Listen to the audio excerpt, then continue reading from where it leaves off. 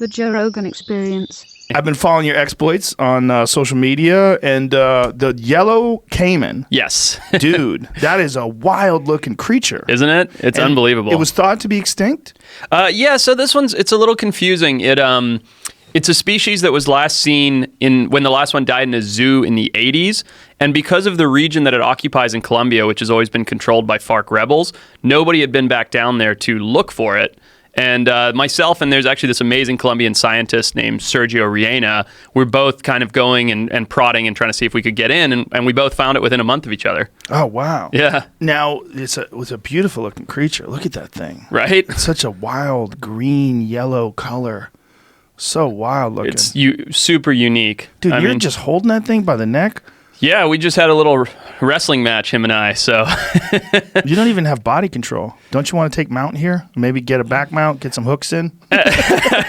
No, he was good. Reptiles, they tire out, so they're not like mammals. Once they expend all their energy, that's kind of it. But yeah, absolutely amazing. Are they similar to regular crocodiles or alligators in that they don't have to eat for like a year? Yeah, so caiman don't have as slow of metabolism as certain other species, but they're a member of the alligator family, so to speak, and they can go very long times without food. What a crazy animal. Like, looks like a monster. Yep. I mean, look at it. the teeth on that thing.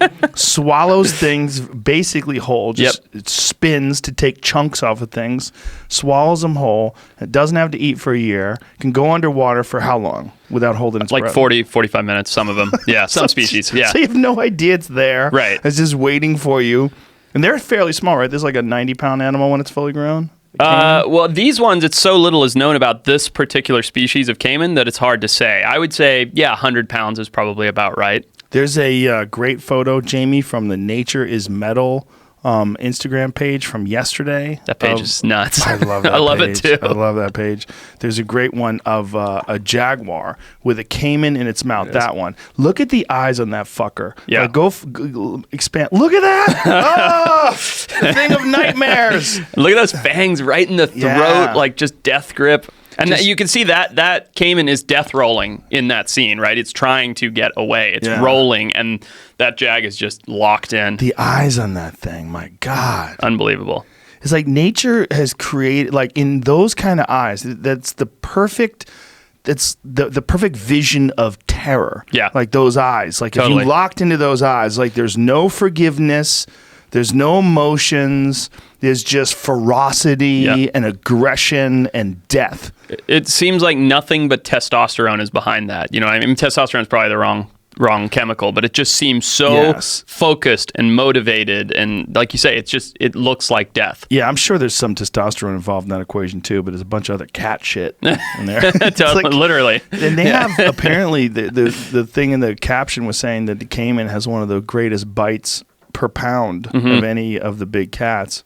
And they regularly eat these. The jag, jaguar rather has one of the greatest bites, and they regularly eats these caimans. Yeah, no, they're amazing. And back to the one that we found, it's so great because, like, I'm the hide and seek guy, right? Like, I look for them, and now there's the scientist Sergio Riena down in Colombia who's going to manage that species' ongoing existence. So it's really cool. So what is involved in that, like managing their existence? What is he? I mean, it's wildlife management. So it's getting proper population dynamics, trying to understand them genetically, figure out what their food source is, figure out how much hunting pressure they can take or cannot take, those kind of things. And that's not my department. I go in and look for them. That's someone like Sergio who's in the field, lives in Colombia, can work with the species. It's really cool. I remember there was a documentary about this guy who was a scientist who was obsessed. It was a biologist, and he was obsessed with the giant sloth. And he was spending all of his time down the Amazon. He'd been down there for years.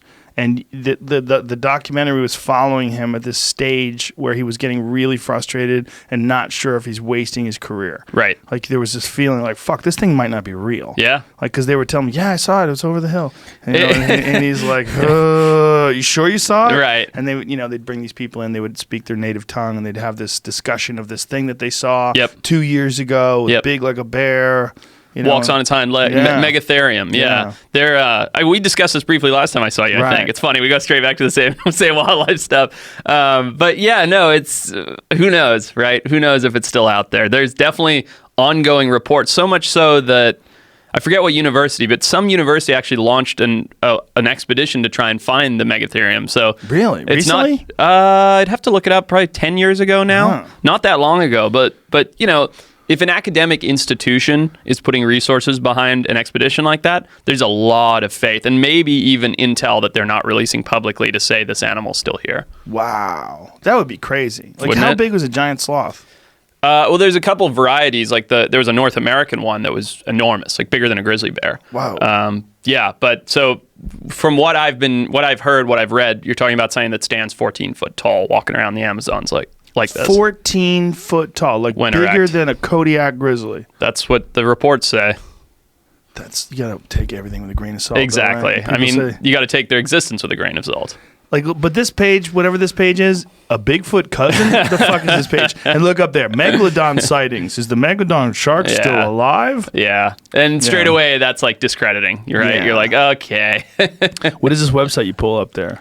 There's a article from June about just lots of information about them. It's not even saying like it exists. It's just saying this is all the information we have about this This animal. Mapinguari sightings. People love finding undiscovered or mythical creatures that turn out to be like the Tasmanian tiger. Right. Like that's a perfect example. Yep. Like people, they love to try to find, what is it, thylacine? Thylacine, yep. People love to try to find that thing. Like Yep. the idea that it's out there. It's like, what is it about people where it's so compelling to find a species that we thought didn't exist or we thought was extinct, like whether it's Bigfoot or the Loch Ness Monster or the thylacine, which we know used to be real. Right. It's- I mean, what do you think? I think that people, they long for the unknown, and there's this big question mark surrounding cryptids or surrounding extinct animals as to whether it's still out there, and that's so much more inviting to the general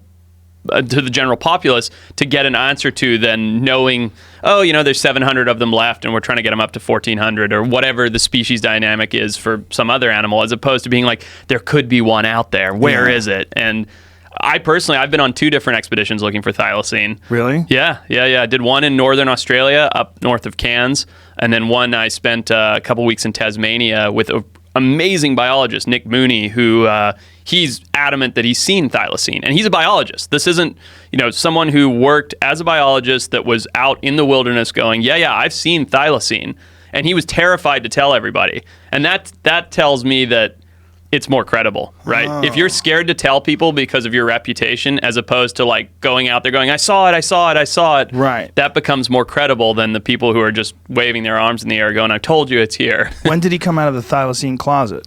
Like, were you scared to tell people? When did he, like, oh, God, Yeah. I gotta go public with this.